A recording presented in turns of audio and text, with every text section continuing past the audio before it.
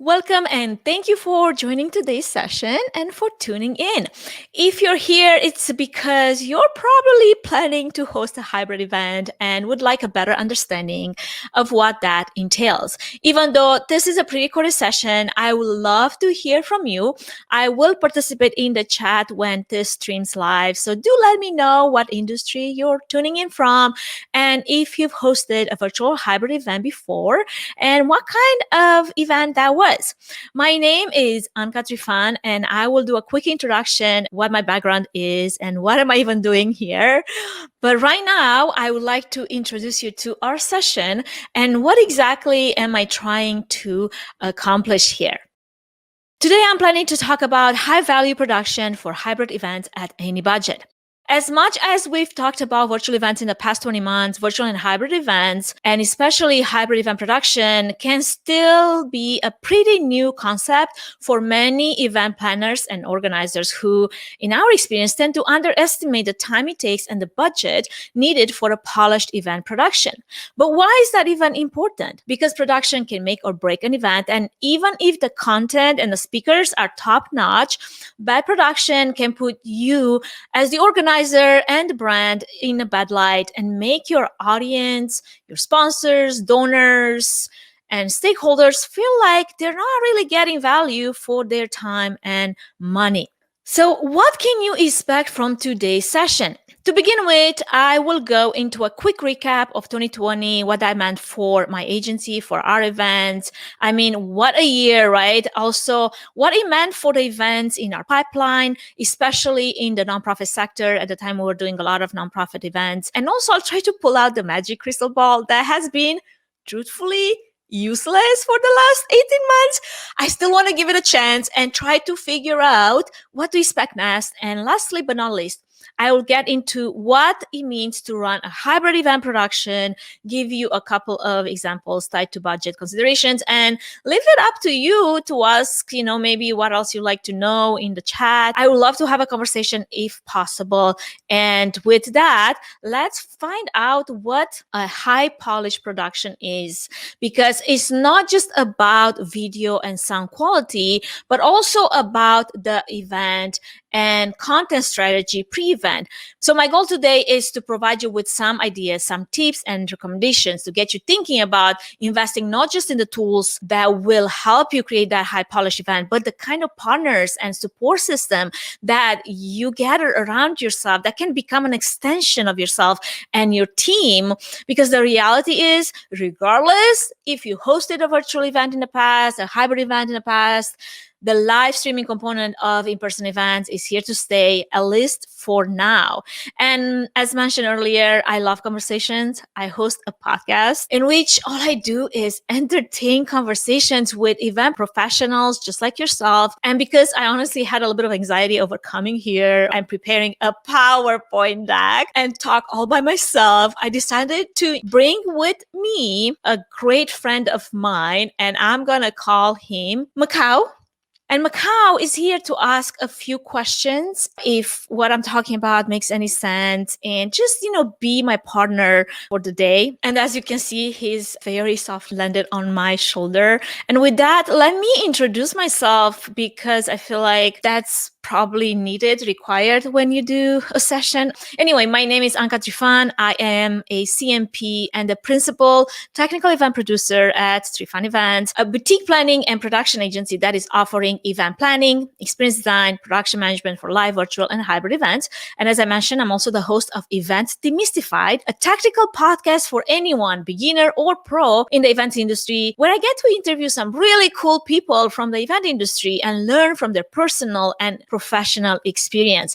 I have been working events behind the scenes as a sound engineer for 20 years. I plan events for about 15 years and produce them for the last 10. I specialize in corporate events, nonprofit fundraising gala type of events, and conferences. And in 2020, I helped, not to humble brag, over 60 nonprofit events pivot to virtual and raise collectively a total of $2 million, which was fantastic. Actually, it was a little bit over that. Aside from all of that, I am a wife and a mother of 2, 8, and 4, actually 5. My little one keeps reminding me every day that she is almost 5. I'm an eternal optimist, a strong believer in the goodness of people. I love adventures and the outdoors, and you can always find me hiking and camping all summer long.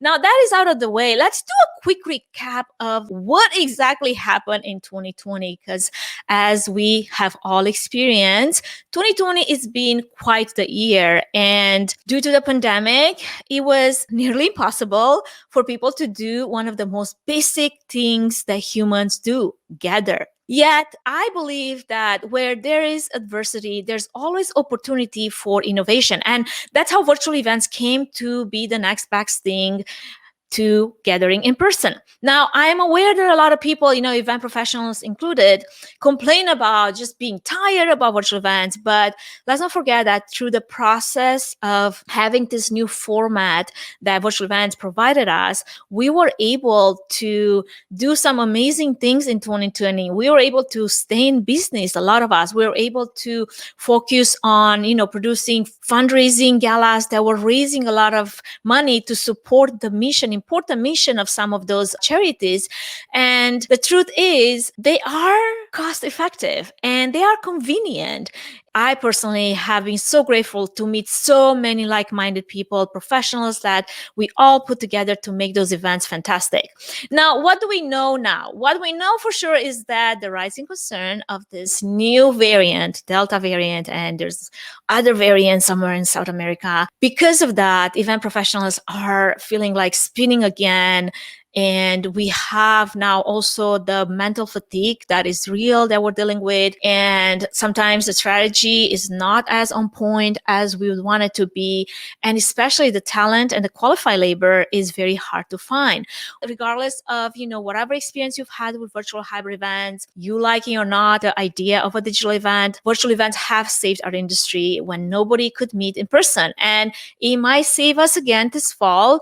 Whatever we're facing now, we don't know, honestly, what the future might bring outside of COVID, outside of the current pandemic. As event professionals, our needs have changed, our audience has changed. It only makes sense that we have to look at events as something more integrated and having a more of a multi-channel approach. We can't just expect to go back to what things were prior to 2020. What's going to happen then? Well, that's a fantastic question. And that was McCall asking me. Even as in-person events will hopefully, crossing all the fingers, eventually come back, probably not this fall, this last quarter of 2021. Eventually, we will be able to gather again. And this virtual component will be most likely here forever to add value and accessibility to an event and to the attendees that, as much as we'd want them to be gathering in person, many of them won't. They won't feel comfortable anymore. And let's also not forget the carbon footprint that our in-person events take. In the hope of having a more sustainable event, keeping that option on the table would be so important. I make this comparison sometimes. You wouldn't think twice about making sure that there is accessible parking spots at the venue that your in-person event is taking place. Yeah, for some reason, we look at virtual as not as an accessibility for a lot of people, a lot of our audience, that they won't join because either they are unable or they fear to be back in person or whatever other reason that there might be. And there was a LinkedIn poll that was run by a few event professionals, and I wanted to highlight that. I thought that was super cool because at this micro scale, based on about 400 and something votes, we can look where our events are going and what's going to happen at least this year. This is just a microscopic view of where we are as an industry and event professionals in regards to our events. Now, one of the positives that came out of the last 18 plus months is the ability to reach a broader audience through live streaming. We do hope that we will use the virtual element of live streaming as part of our component to add the value and accessibility that our events deserve. But the question is, but why hybrid? I guess before we can answer why, let's find out what is a hybrid event to begin with. There's probably a million definitions out there, as many event professionals they are. A hybrid event is a mix of an in-person and a virtual event, an event with both in-person and online elements, and it includes both a live experience at an actual physical venue with speakers and attendees that can join in person, as well as a virtual experience hosted online on an event platform as the digital venue, virtual venue, maybe on a custom landing page, or a streaming platform like, YouTube, Vimeo, Facebook, Twitch, whatever, you name it, where speakers and attendees can participate remotely. Now, what would be some of those benefits really quick? Some of the benefits are obviously the increased reach, the accessibility, the return on investment, the sponsor opportunities that now sponsors have, in the reduced environmental impact, flexibility, feeding your content marketing pipeline. That's a big one. So keeping your live events in your portfolio just by itself as an in-person event is not really safe play anymore. It's really more of a gamble, because hybrid events will offer you that valuable insurance that you can host your event in some form or another, where your audience could be in person, maybe at a more reduced level. But then the infrastructure and investment into hybrid ensures that you are well prepared for a virtual event in case that something happens, like it happened this summer, where in June we were 100% sure that a lot of the events were going to be in person, and then by August we were all scrambling because of the Delta variant, trying to figure out how can we go back to our dates and have our event virtual only, because we've got so many things rolling fast into our planning. So instead of placing all your eggs into a live event, adding hybrid events to the mix diversifies your portfolio and ensures that you will have a successful event no matter what. Now that we talked about that, what would a hybrid event look like? Macau is asking. Well, hybrid events can take a multitude of appearances. It depends on your own event format and your audience. You can have multiple tiers of attendees and content, different formats. However, the best hybrid event has one thing in common. We'll put the audience journey first for both audiences. This means you would treat your live and online audience equally, ensuring that they both get the most from your event. For example, in one way in which you can make sure that your speakers are involved, have them come in for the experience, not just their keynote. Have them do maybe a VIP Q&A, create some promo videos to market your event, and don't be afraid to reach out and utilize your stakeholders and your speakers, because they technically are content creators, and having them as your marketing partners in promoting your event is a great strategy, regardless of what percentage of it is in person versus what percentage of it is virtual. Some of the considerations to be taken into account: you've got to staff both your in-person and virtual event, not just one team trying to do it all. You have to plan for technical rehearsals. Hello. Where does the ball drop when there's no technical rehearsals? It's ideal that you'd hire a professional MC for both the in-person experience as well as the virtual experience.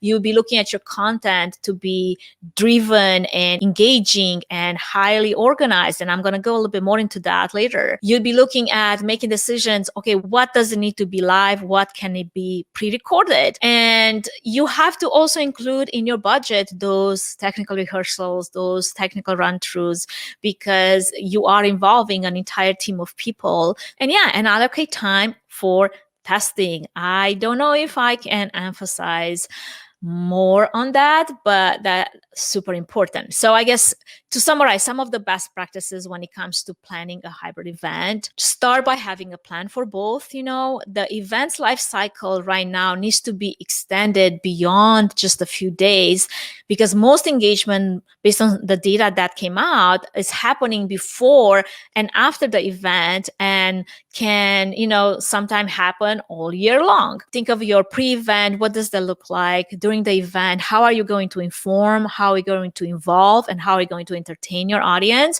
And post-event, what type of activities and engaging opportunities you're offering so that you keep that momentum going. So you decide, and this is where one of the cost-saving considerations comes into play. What will be pre-recorded? And having sessions be pre-recorded alleviates a lot of the pressure on you, also the liability that it takes to be streaming live, but also saving you some money, because you can have those sessions done in advance and you can have them played, either during the event or pre-event or post-event, wherever how you want that fits your bill. Then you can repurpose that content. You'll have to decide how do you want that repurpose. Planning in advance is super important, and especially when it comes to your content, you need to look at your content as your asset. And because it's so involved in your event, make sure that it's organized. Whatever creative assets you've got, make sure that it matches your run of shows, and you are able to have a queue for each one of those assets. And then also consider what happens if, there's an emergency. And don't tell me that you've never had an emergency streaming, because then I probably won't believe you. Make sure you have graphics that are built into your content assets to be able to put it up if something happens, to let your audience know, because you want to inform them.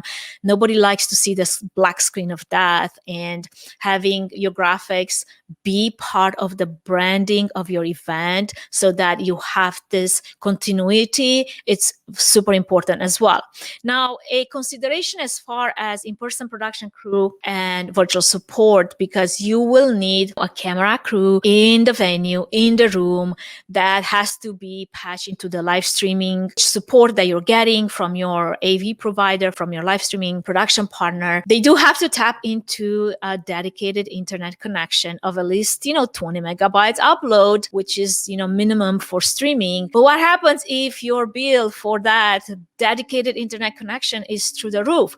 And this is where, I've needed to use, and I've heard other event professionals bringing in a third-party provider to supply the internet for that event for that day and for multiple days if this was a conference.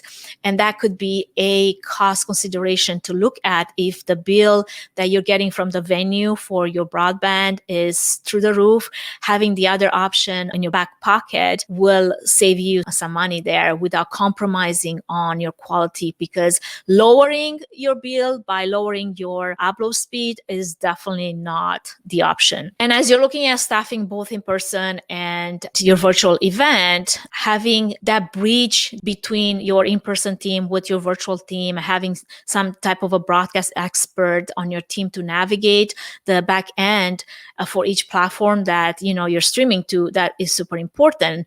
You will have to have live dedicated AV streaming technicians for concurrent sessions. There is definitely some duties that can be performed as a single duty, and that is related to single duty, like in-house sound technician, video technician, director, virtual content manager, maybe the camera operators, the teleprompter technicians.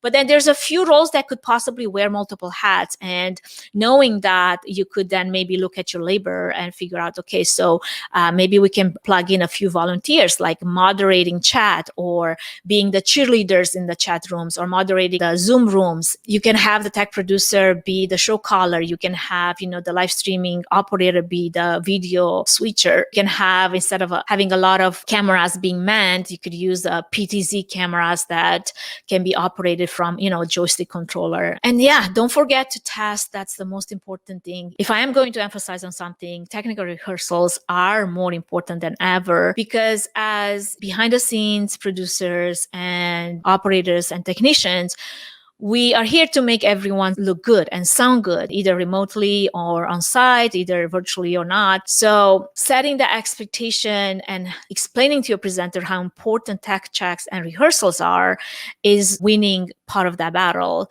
We want to make sure that the transitions are prompt and the timing is right. And sometimes you really have to go through the event a few times to get those right. Because of all the virtual events that we all joined, in the past year and a half, the truth is the bar has been elevated so high that your audience, we as producers, no longer settle for like some cheap solutions or some second-rate experience and platform. Especially businesses are competing in the space to create the most memorable experience for a virtual event, for a hybrid event. And we have to treat those events with the highest level of thoughtfulness, like we would, do with our in-person events. And I know there's a lot of challenges for event professionals when it comes to producing a live streaming event that also has an in-person component. And we do have to figure out how can we come up with some creative solutions to the challenges at hand. But the good news is producing memorable virtual hybrid event experiences that could even rival some of the big budget in-person events is feasible. You just need a little bit of help from a trusted production friend, like a technical event producer, which could help you elevate and navigate some of the complex event experiences and the technology and the production that goes into it. Having a vendor be a partner is key to providing the next level experience for your event. And when I say that, I emphasize that because that is what can provide you with that next level production experience that we all want. If you want to think of this, technical event producer as an extension of your team, that will help and allow you to look at them as someone that not just hosts and streams your event, but also can provide you with that type of elevated, intuitive production studio so you can focus more on the event's needs and ROI. So what are some of the must-haves, when you're looking at producing your virtual hybrid event? Obviously, you've got to have a plan, a solid strategy plan, and sometimes even asking questions like, do you even have to have a hybrid event in the first place? You got to have the professional host that we mentioned for both in-person and virtual. You got to have that dedicated wide internet connection at the venue, and that's where you can save, some money by bringing in a ISP provider that can install that service for you just for the event.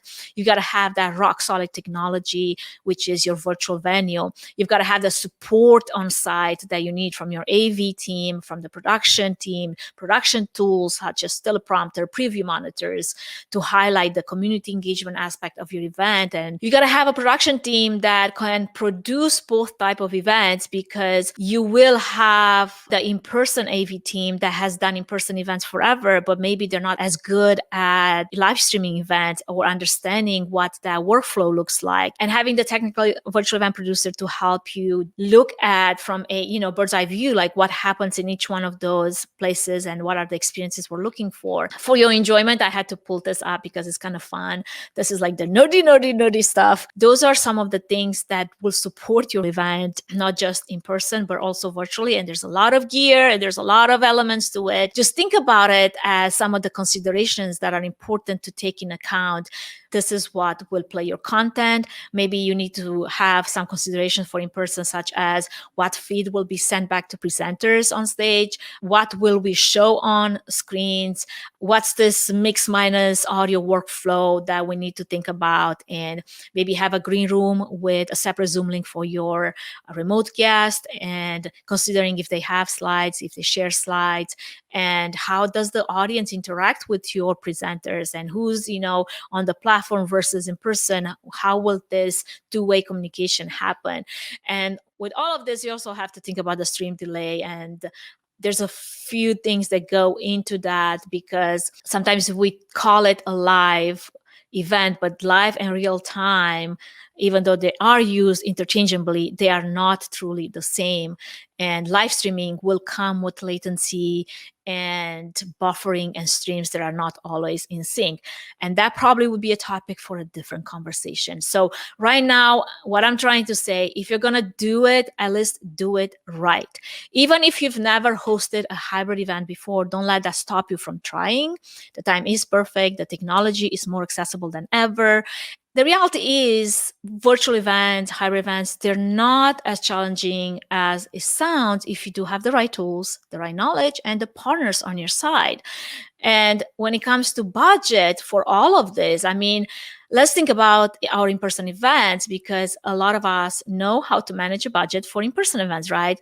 But when it comes to budgeting for this whole experience, all this gear, all this labor that goes into producing a virtual and hybrid event, even on this side of the equation as a technical event producer dealing with budgets, it's interesting to see how much that has changed in the last years based on the type of event that you're producing. And pricing truthfully has been all over the place, especially when it comes to event platforms.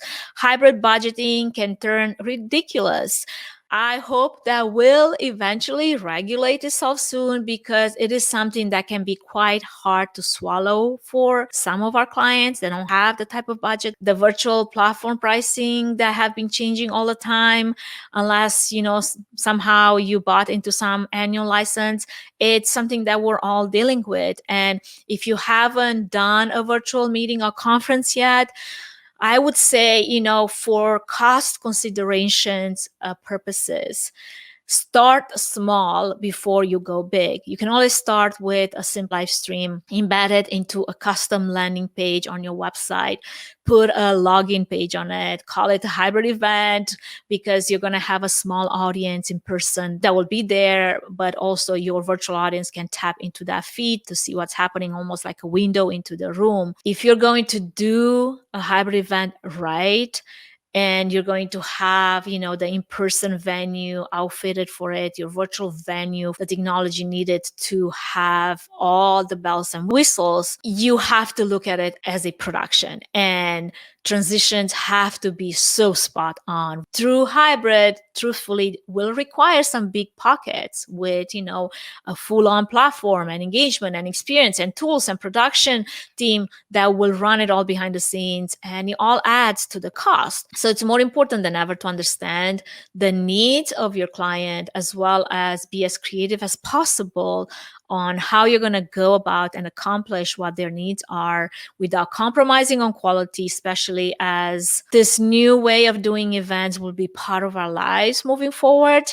We can certainly make something out of this, but creativity is going to be key in production and budgeting. Emphasizing on this is, if you're going to do it right. People are fed up with watching just some long, boring events, meeting and conferences. Putting two events together will certainly look and feel different, because you do have two audiences with two different needs and experiences. And so outfitting your production for each one of those experiences is very important. You might not need all the bells and whistles that a platform can provide. Maybe it doesn't need to be a full-on show. Maybe it can be a pre-recorded session that's pushed live, but make sure you know your audience. What is it that they're expecting? And because the in-person production is so important when it concerns your hybrid event, because a lot of the live content that's being fed into the live platform via streaming will originate from the in-person venue.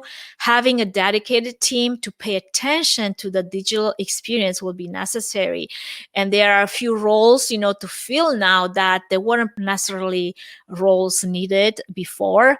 And I won't focus on the technology end of this equation, because that's a whole new topic for another time. What I want to focus on is a little bit the difference between, having an in-house production team and maybe an outsourced production team that are the type of partners required to ensure that your in-person production is as solid as your live streaming production. While time is ticking away, I won't be diving deep into this, but just know I have a blog on my website that I can put a link into somewhere in the comments.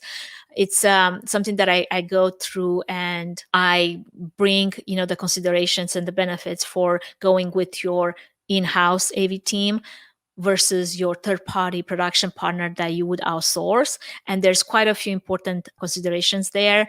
If you're going to have a hybrid event, you will definitely need a venue, and this venue will require this production team, kind of like your boots on the ground, to produce your event and host it and execute it. Coming to this in-house versus outsource topic that I would wish I had more time to really plug into it, one of the main considerations and questions to ask yourself is, how can you find a partner that would be able to support both your in-person production and your live streaming production? Because that's where there's another cost consideration that can be taken into account. So you don't have two teams doubling on gear and providing you with the support you need, but the bottom line is also impacted very much. So this is something where I've seen many organizations, going back to that in-person AV team versus outsource production team. They go to the venue and they say, well, who do you have as your AV team? And we're going to use them. But if you don't take in consideration some of the experience that they might have or might have not had with virtual events in the last 18 months, then you're putting yourself, into the situation of one, having a event that might not be produced as well as you are hoping to,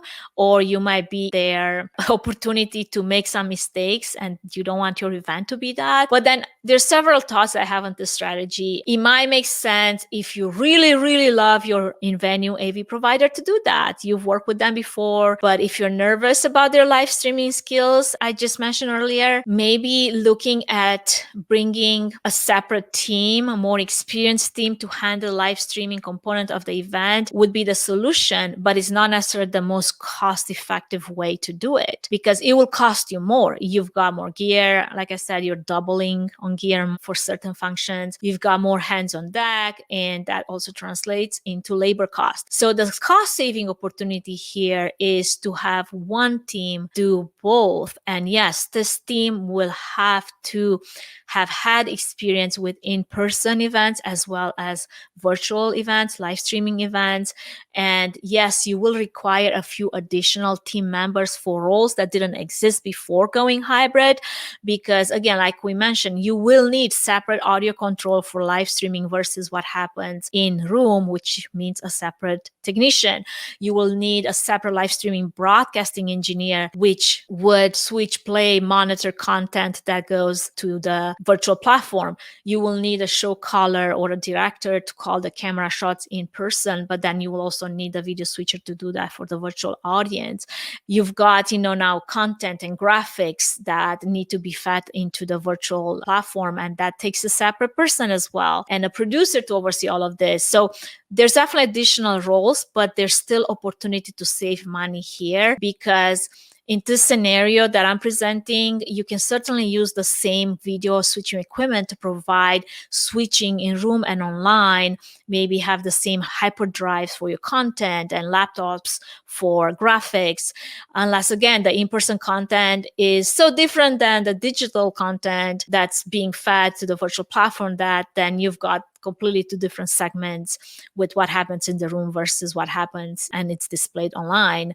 But if some of the agenda follows, together, having a team be able to supplement additional tech labor to support some of those roles, but being able to use some of the equipment that doesn't have to be doubled up is a way to save you some money without compromising on the quality of your event, without compromising on your content. And if your in-person event is several hours long, yes, then you most likely will have to create a separate flow for the online experience. Because as dedicated someone might be to your event, the reality is nobody will stick glued to the screen for that long. That's just a fact. It's based on metrics and data. The average watching time right now of a session, 10-15 minutes, maybe a few sessions back to back at best. So in your strategy planning, you will have to look at the online experience a little differently and create the program flow in a way that is engaging and brings the online audience together with the in-room audience just at the right time, which, like, for example, for some of fundraising galas, that time was right before the appeal as we transition into the paddle race, which was the option that now both audiences were able to bid at the same time using the live auction platform. Having, separate MC for the online experience was very important to this scenario because you wanted to entertain and elevate the same energy for the virtual audience that it's created in the room automatically, but sometimes the virtual audience doesn't always experience it. Agencies like mine, we have done in-person event productions for decades, and we've done virtual events now in the last 18 months or so. And we have a pretty good, I would say, inventory of trusted strategic partners that we've worked with. And if you ever need support to figure out, okay, well, sounds like I need an AV production house in this part of the country, how am I going to make sure that this is a reputable company and they've done a virtual events and they've done in-person events and they can connect the dots and integrate the two experiences and even their equipment, so I don't pay a whole lot of money for doubling everything? Yeah, reach out. I would love to give you some of our resources and share that with you. Now, we know that for hybrid as well as for virtual events, there's some minimum considerations. And this is just a quick diagram that I put together. If you are streaming from home, if you're a virtual MC or a virtual presenter, a virtual host, wherever, at a minimum, you will want to make sure that you have a good internet connection, a good microphone, a camera, lighting, maybe multiple preview monitors for your live stream. If you have an event platform, the chat, the Q&A, maybe the polling tools, and even a behind the scenes producer to run all of that for you so you don't have to. Now, as far as considerations in relation to the venue, this is where things add up a little bit because we're looking at a few similar but also kind of different considerations, and budget comes into play here more than anywhere else. Again, as mentioned, one of the most important requirements is having that dedicated internet connection to be able to stream a solid broadcast, and that has to be part of your event's technical requirements. And I emphasize dedicated because if you go into a venue and just request, hey, just add a broadband connection for my event because we're going to be streaming, that one connection could be shared with all the other events on that floor or in that venue unless you specifically request it to be dedicated. From here, how much you will spend on the AV production support is based on your level of production that you like your event elevated to. To begin with, for in-person event, you'll obviously need some sound reinforcement. And let me make a quick note here. Having a professional team that can provide a balanced sound system evenly spaced throughout the event space not only enhances the sound, the audience's comprehension, but also maximizes your overall crowd enjoyment of your event. You will need some visual displays, be that one, multiple screens, projections, LED screens. And quick note on this, if you're doing projection screens and assets built in, they will take a little bit of a footprint out of your meeting space. If you're not planning to pack the space, that's probably okay, but just keep that in mind.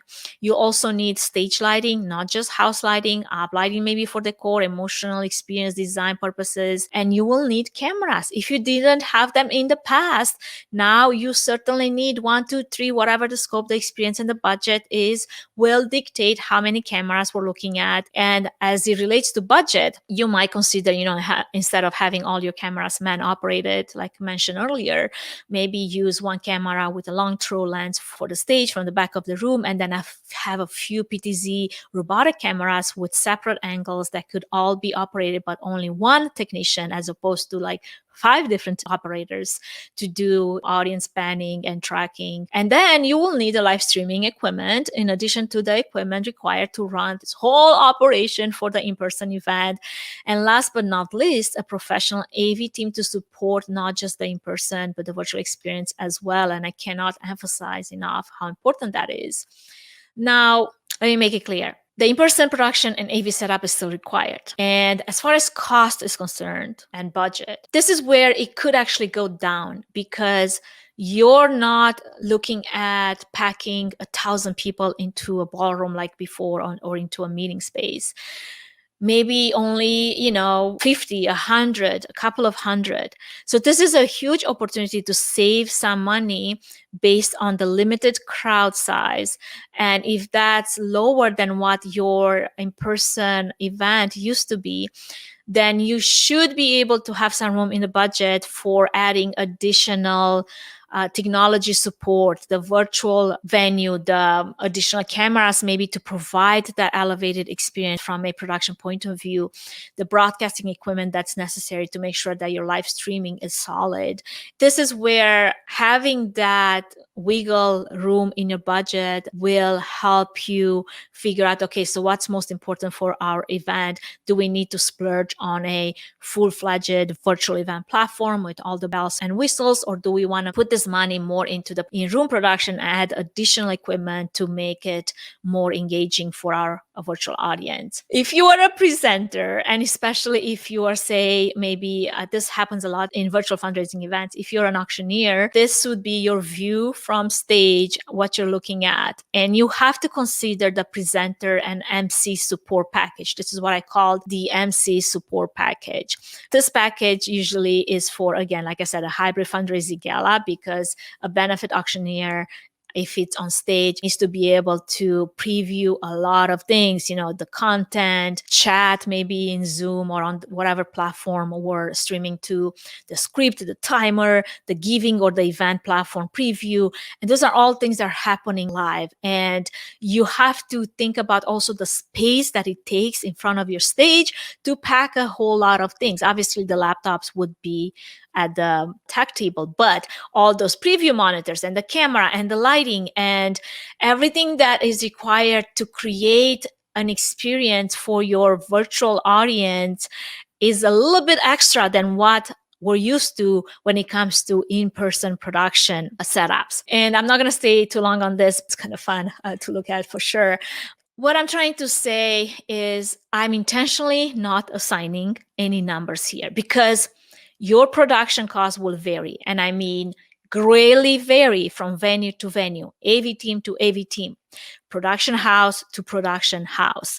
And as general rule, if you're working with a specific budget in 2019 for AV, consider that cost. And depending if your event is as big as back then or half the size or maybe a quarter of the size, you would have then room to bring in the average cost of a virtual streaming event, whatever cost that might be, or maybe just a percentage of it.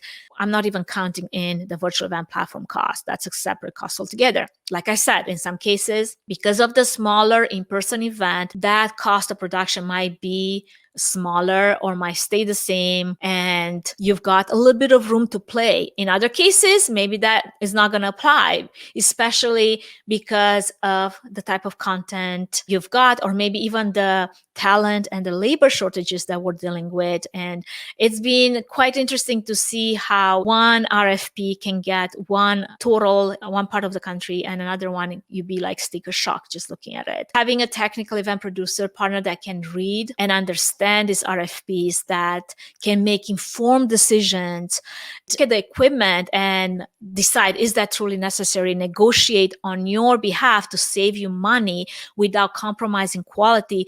That is top level of cost saving opportunity for hybrid events, because that can save you not just sweet dollars, but a headache too. It's like having a qualified lawyer fighting a case in court on your behalf. Could you argue your case before a judge? I mean, sure, especially if you're really good with words. Would you be able to recall all the laws and the codes and the policies to better understand and protect your legal rights? Well, I know I couldn't. So, really quick to summarize some of the cost saving opportunities that I've mentioned and have been mentioned here. Go virtual if hybrid is too much to plan or budget's just not part of this year. And if you're going to do it right. Cost effective live streaming solutions. There are plenty of with a high value production. Just need to, know who to bring on your team and who the right partner might be for that. If going hybrid, save by downsizing your in-person gathering while keeping everyone safe. Offer a virtual option for your audience at large to cater to their specific needs. Broadband is when you could have the option of bringing a third-party ISP, internet service provider, to save some cost if the in-person venue costs are off the roof. Research AV and live streaming partners that have done both virtual events in the past and in-person events. Maybe outsourcing a partner might save you more and will also be able to consolidate on some of the equipment and labor cost. And then maybe schedule a brainstorming consultation with a technical event producer that could help you and maybe be that allegiant partner, be that person on your team that can represent you, that can negotiate on your behalf, that can save you money without compromising quality, and not just save the money, the sweet money that we care to save for our clients' benefit, but a headache as well. I know the unknowns are so daunting, and I know the bounce back is going to be bumpy. And I'm feeling all the love there is for all my fellow event professionals that I have worked with and I have met and I have been able to learn from and from their experiences. But I've also seen struggling during this time. And if I can, I want to be a resource to anyone that wants to reach out, just have a conversation. That's the reason why I do the podcast that I do, because I want to be able to help as much as I can, be a resource for the community. And if you are interested, actually, I've got a few resources for you that if you scan this QR code, you'll be able to download a few of the templates that will help you plan a better event. And I know that this was a lot, and I know that we're all going through so much uncertainty at this time, but I know that we're capable and ready to approach hybrid with the same drive and effort that we've had as an industry that needed to figure out how to overcome last year during the pandemic, and we went virtual, and now here we are trying to overcome again. And I am aware that now we also have, the mental and the personal and the professional fatigue that is so real for so many of us. But also I have the belief that we can make it and we will be able to make it through. And if I can leave you with one or maybe two thoughts, it's this. If you're new at this, if you've never done virtual hybrid events before, don't underestimate and undervalue the fresh thinking that you can bring to the table, but also, don't undervalue the ideas of so many experienced event professionals that have been doing this for a long time. As they say, don't throw the baby out with the bathwater. Okay, I know this was a lot, and I know that we're all going through so much uncertainty again. I know that this has been so taxing on so many of us, but we are capable and we are ready to approach hybrid with the same drive and the same effort that we have had to put as an industry and personally and professionally, just to overcome last year's shock that the pandemic brought. Even though now we're also dealing with, real mental, personal, professional fatigue, we are capable of doing that again. And if I can leave you with just two thoughts, I want to say this. If you're new at this, if you haven't done virtual and hybrid events in the past, don't underestimate and undervalue your fresh thinking that you can bring to the table. Don't undervalue some of the ideas that you are able to take advantage of. But at the same time, don't undervalue the experience of so many other people that have been doing this for a long time, because there are some tried and true methods that continue to work. So do bring whatever fresh ideas you've got to the table, bring them hard and heavy, but also be willing to learn. So how is everybody feeling? I hope that you got something out of this session, and I hope to see you in chat when this will stream live. And in the meantime, have a fantastic rest of your day, and don't be shy. Connect with me on LinkedIn.